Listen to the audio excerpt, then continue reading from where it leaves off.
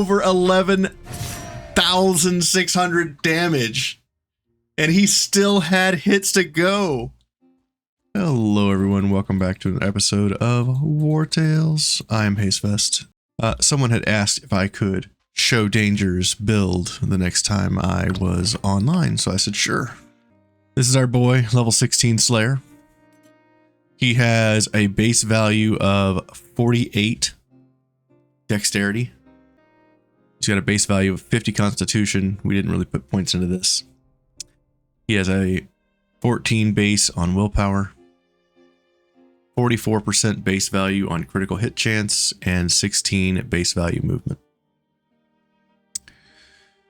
And then his skill order is at level 2, you'll choose Valorous Victory.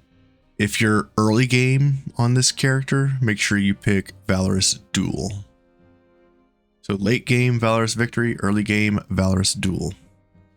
At level 3, you're going to choose the Slayer, Light Armor, Arterial Precision. When you update this or upgrade it to the next level with a skill book, it'll be Ambush at the bottom is what you get. Allows the engaged ally to perform an attack of opportunity when you attack from behind. At level 5, we're using the Tyrant Specialist, or the Tyrant class passive here, called Stance Knowledge. In attack stance, your attacks also deal 3% of the target's max health, reduced to 2% against elites. This is 2%, and then when you upgrade it, it goes to 3%.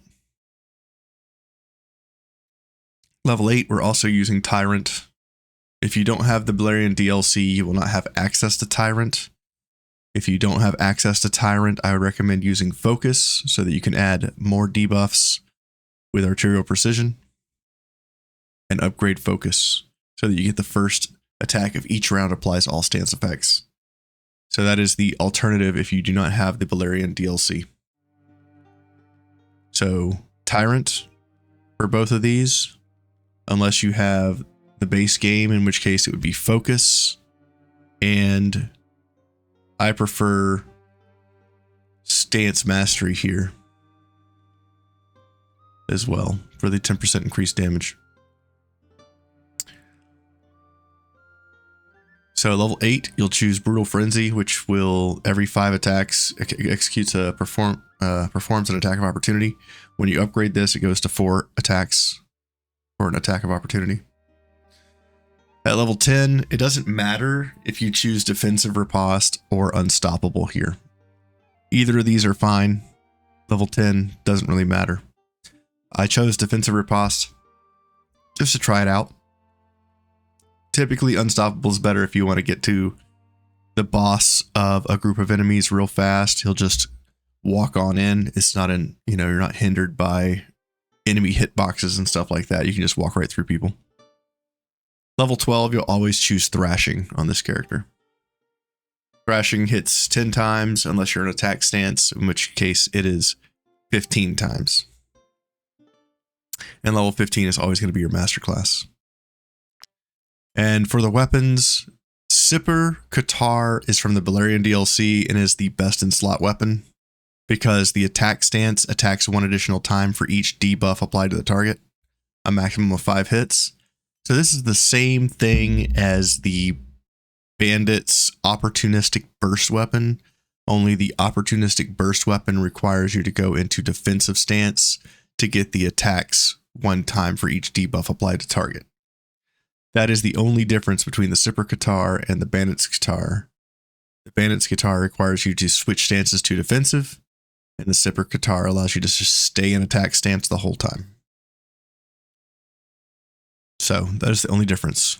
So Sipper Qatar is best in slot, followed by the opportunistic burst Bandit's Qatar weapons right here. Super easy to get. Probably the best Pugilist weapon in the game until you're able to get these in-game items. And if you don't have the Bandit's Qatar or the Sipper Qatar, also a good weapon would be the Brotherhood Cestus is also a great weapon. The Cestus allows you to hit 4 times. If the ally is engaged with a enemy, you can use the attack stance on this weapon to hit 4 times. And if you are engaged with the enemy, you can go into defensive stance and attack 4 times. It's a lot of damage. So those are the top 3 weapons I would recommend for this build. Clearly, the Brotherhood Cestus is in 3rd place. The Bandit's Qatar is in 2nd place. And if you can, get the Sipper Qatar from the Ghost Ship, then that is the best in slot weapon. So those are what I recommend. As far as armor, I'm just using any light armor that has critical hit chance on the helmet and critical hit chance on the armor. And for the layers, we're using Colossal reinforced layers of the Falcon, which give critical hit chance 6% each, I think, and 4 dexterity each. So the armor itself is giving plus 12 dex, plus 18 critical hit chance, plus 5 from the base. So it's 23% hit chance overall from just the armor. And as you can see, we're clearly over 100% chance to hit. And that is because of our path bonus from being wanted. We get a 5% bonus on each of the wanted levels. I'm sorry, a 4% bonus right now, a 4% bonus. If I was at 5 wanted, it would be a 20% bonus. And once you max out Crimes and Chaos, it will be a 25% bonus when you're at max wanted status. As for the oils on the weapon, I would recommend unstable oil so that you get the attacks of opportunity more often, and any oil that you can use to add additional damage. In our case, the scorching oil. Scorching oil adds 30% increased damage against an enemy with at least 1 debuff, and if they happen to be burning, we also get a 10% critical hit chance bonus. So that's why I'm using that. We don't add burning to the enemy, so this is strictly a 30% damage bonus. The helmet stamp that we're using is Intimidating Effigy. This is from the Bandit faction on their light helmets. You can get this pretty early in the game, but you require a master level tinkerer to break down the helmets to get the helmet stamps. So you have to have master tinkerer in order to get that. So Intimidating Effigy is pretty good. Our damage is increased by 10% for each debuff applied to the target. And we can get 2 debuffs, bleeding and poison, just from attacking with arterial precision. And then we can taunt for a 3rd debuff, giving 30% damage increase just from our helmet. So between Scorching and the Intimidating Effigy, we're getting 30% from each of those sources, so a total of 60% increased damage just from adding debuffs to the target. So typically you want to start with Arterial Precision to land debuffs, taunt the enemy, adding a 3rd debuff, and then you want to use Brutal Bravado and Thrashing after that to get the most damage and the most amount of hits. Each one of our attacks from Arterial Precision, Bravado, and Thrashing, each one of the skills that we use is going to trigger Unstable Concentrate because it hits multiple times, so it's almost guaranteed to hit with Unstable Oil. On top of Brutal Frenzy. I mean, this character attacks like 30 plus times. Being immune to terror is amazing on this unit because I was able to just absolutely wombo the Beast Hunt monsters with this unit by itself. And we did like 12,000 damage to them. I'd like to see how much maximum damage we can inflict. All right, Danger. Good luck. Attack of Opportunity. Taunt, putting a 3rd debuff. Sipper Qatar. Okay. Thrashing.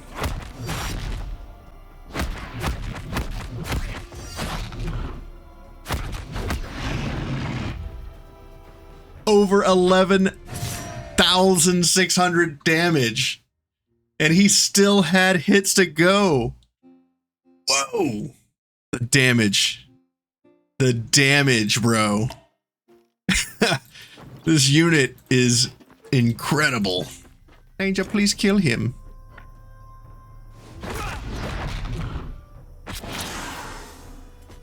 We did not get the attack of opportunity there. Taunt. He's got so many debuffs.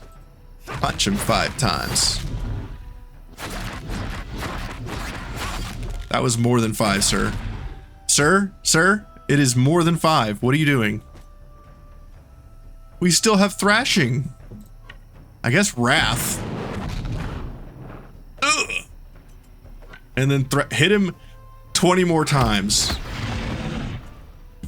What do you even do at this point? Look at that. He took out 2 heralds like they were nothing. Please kill him. Attack of opportunity. Taunt. Just thrash it.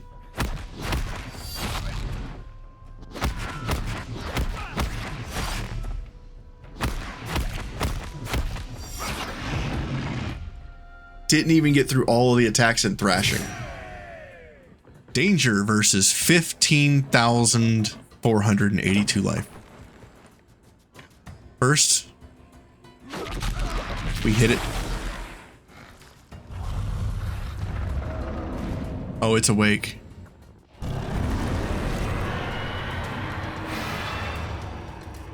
All right, Danger. Let's hit it a little more. 1, 2, 3, 4. Let's taunt it first. Kind of missed out on some damage here, but that's okay.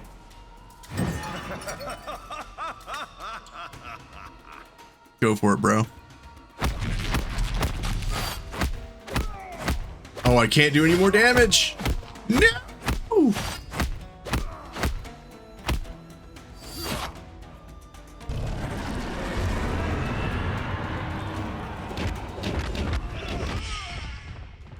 Scripted, we can't do as much damage as I would have liked. I guess hit it in the head.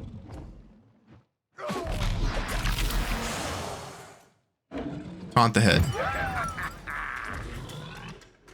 Hit it 5 more times.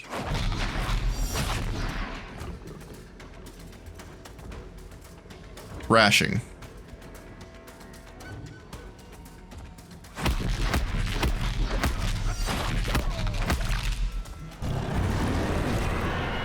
It broke free. We're never gonna get a damn character that can withstand his onslaught. Ah, the pariah. So this unit has 28,000 life. All right, Danger. Light him up. 1, 2. Okay. We taunt the enemy. Hit him 5 more times.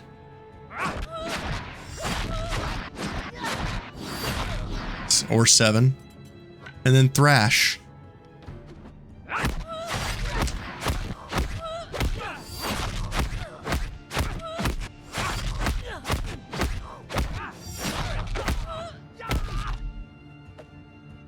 Got him all the way down to 9,000 life.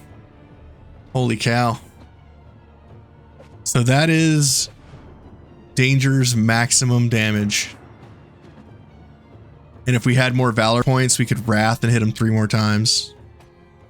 So if we went to Brutal and did Pariah, same exact fight, only we're going to increase our damage. So she now has 35,000 life. So we're going to use Imra. We're going to move in. Tactical Order for free. Ovation for free. Battle Cry. Increased damage. Come in. Buckler Strike. And attack. Okay. And then we're going to taunt her. And we're going to pass.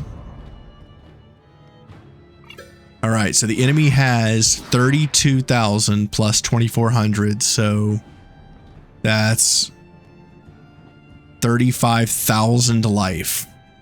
With a buffed danger coming in, we're going to ambush, getting an attack of opportunity from our friend. We're going to attack 5 times. 1, 2, 3, 4, 5, 6, 7. 7 times. And now we're going to thrash.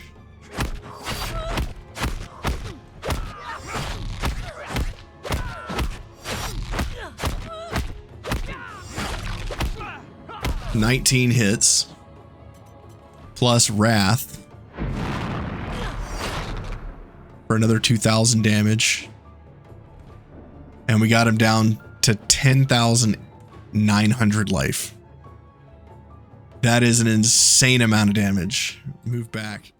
Thank you guys for joining me on another build guide video for the Slayer. This class is truly awesome. It's great at taking down high HP targets or big bosses, as you've seen in some of the videos footage.